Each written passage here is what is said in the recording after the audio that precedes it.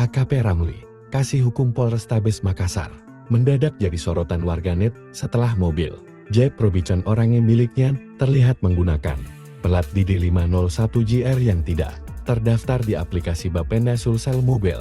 Harga mobil mewah itu diperkirakan antara Rp1,5 hingga Rp2,5 miliar, membuat foto-fotonya cepat viral di Instagram, termasuk akun @kulit_ent_amps. Ramli membenarkan kepemilikan mobil tersebut dan menjelaskan plat palsu yang terpasang hanyalah plat gantung sementara, karena ia baru kembali dari luar daerah, mengantar ibunya berobat. Ia mengaku lupa memasang kembali plat asli saat berada di Polrestabes Makassar. Semua surat kendaraan lengkap, termasuk STNK dan BPKB, sehingga mobil tersebut bukan kendaraan bodong. Setelah ramai diperbincangkan, plat asli pun sudah dipasang kembali. Foto Rubicon dengan plat palsu ini memicu reaksi netizen, bahkan banyak yang menyinggung Bribka Mahir, polisi lalu lintas Makassar yang terkenal tegas menindak pelanggar. Warganet menyoroti, ironi seorang polisi sebagai penegak hukum tapi terlihat melanggar aturan.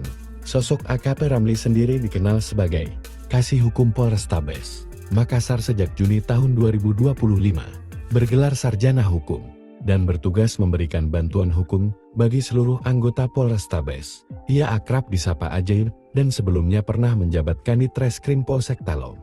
Harga mobil Jeep Rubicon di Indonesia sendiri memang fantastis. Model baru tahun 2025 dijual sekitar Rp2,389 miliar, sedangkan model bekas bisa berkisar Rp585 juta hingga di atas Rp1,9 miliar, tergantung tahun dan kondisi.